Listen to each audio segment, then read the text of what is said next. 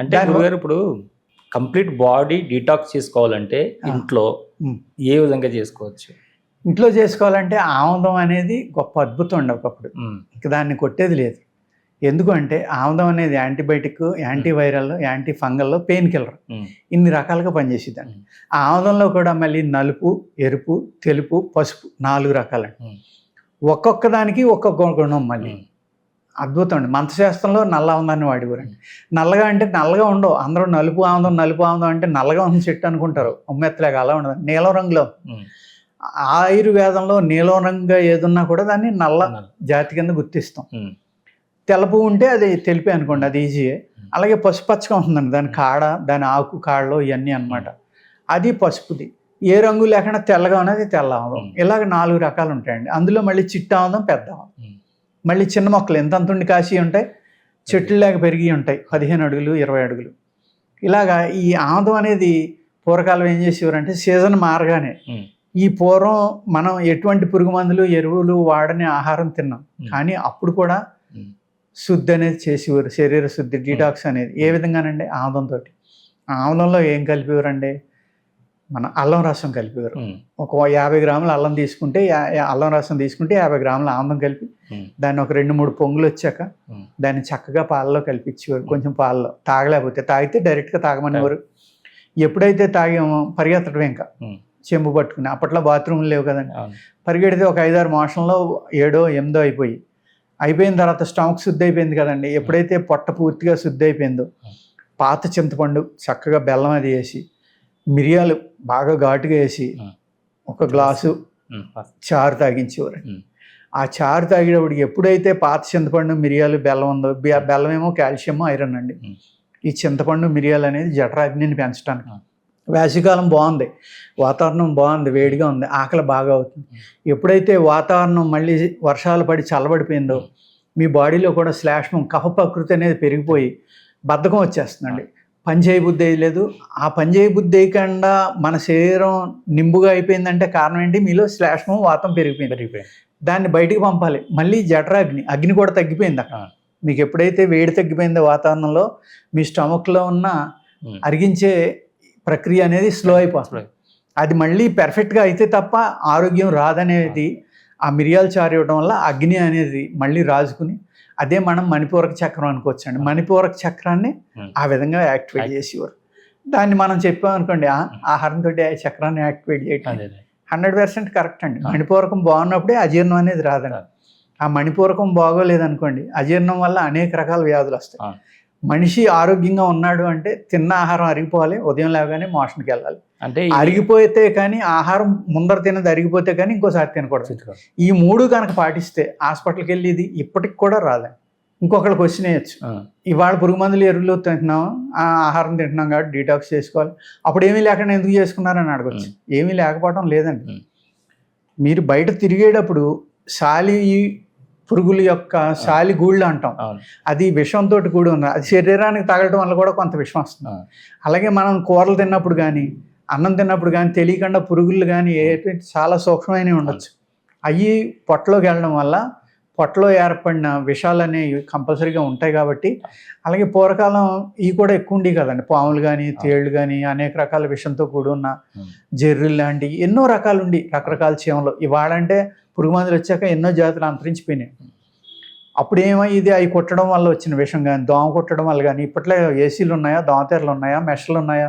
ఏమీ లేవండి. మంచి గాలిలో పడుకుంటే దోమలు కుట్టినా శుభ్రంగా నిద్రపోయేవారు.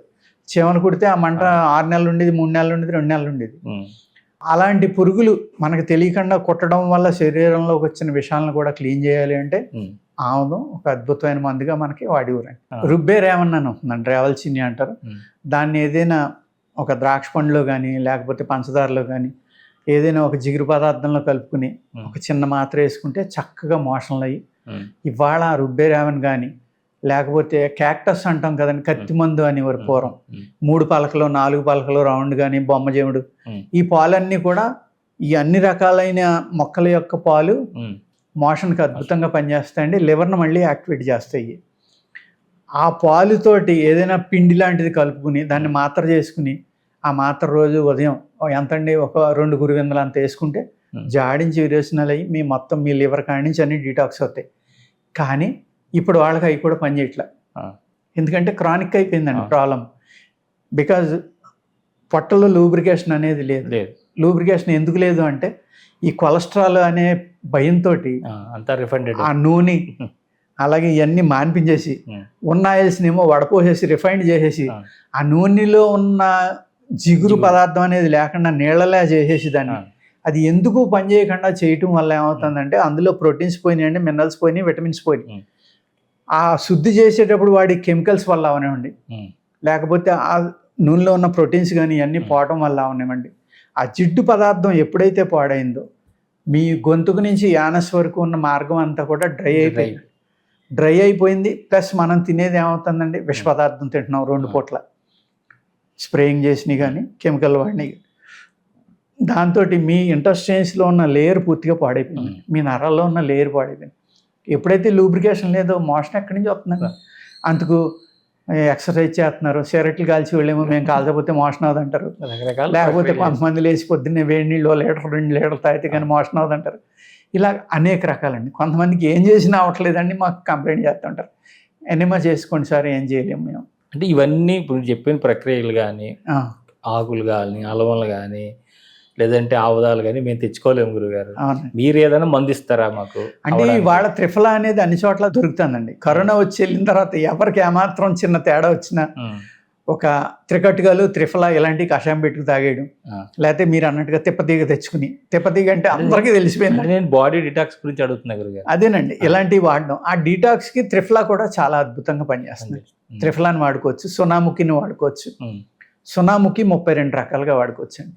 ఎలాగా అంటే సునాముఖిని మజ్జిగతోటి పెరుగుతోటి తింటేనే డీటాక్స్ అవుతుంది బాడీ.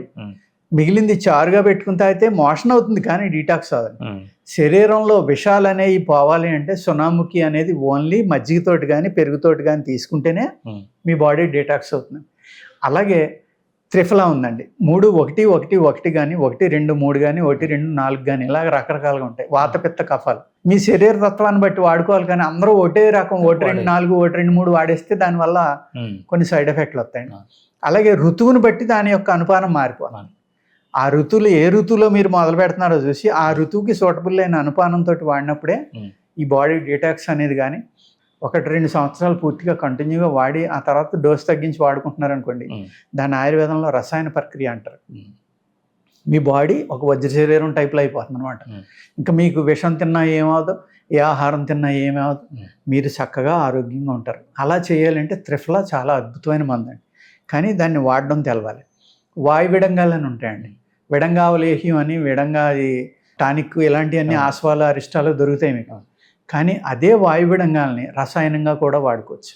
అలాగే భావంశాలను వాడుకోవచ్చు. అలాగే జ్యోతిష్మతి గింజలని ఉంటాయండి, చావుని కూడా రాకుండా చేసేది జ్యోతిష్మతి అంటారు.